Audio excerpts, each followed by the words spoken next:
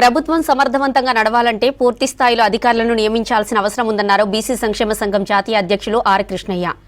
6 ఏళ్ల క్రితం ఏర్పడిన 23 కొత్త జిల్లాల్లో ఇప్పటికీ అదనపు పోస్టులు భర్తీ చేయలేదన్నారు. పాత వారితో సర్దుబాటు చేయడంతో సమస్యలు వస్తున్నాయన్నారు. విద్యానగర్లోని బీసీ భవన్లో నిరుద్యోగులు బీసీ నాయకులతో సమావేశమయ్యారు ఆర్ కృష్ణయ్య. కొత్త మండలాలకు మున్సిపాలిటీలకు గ్రూప్స్ పోస్టులను మంజూరు చేసి భర్తీ చేయాలని డిమాండ్ చేశారు. నిరుద్యోగులు నష్టపోకుండా ఆప్షన్ పద్ధతి, వెయిటింగ్ లిస్టు ప్రకారం నియామకాలు చేపట్టాలని విజ్ఞప్తి చేశారు ఆర్ కృష్ణయ్య.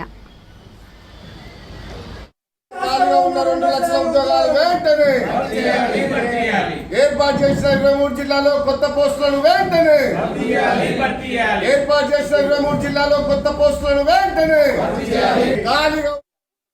పాత నోటిఫికేషన్లు కొత్త నోటిఫికేషన్లు కలిపి 57,000 పోస్టులు భర్తీ చేశారు.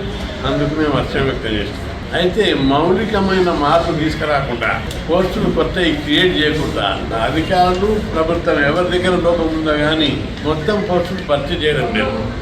కేసీఆర్ ఉండగా 6 ఏళ్ల కింద దాదాపు 23 కొత్త జిల్లాలు, 130 మండలాలు, డిఎస్పీ ఆఫీసులు, ఆర్డీఓ ఆఫీసులు, మున్సిపాలిటీలు, మున్సిపల్ కార్పొరేషన్లు పెద్ద ఎత్తున అదనంగా సృష్టించారు.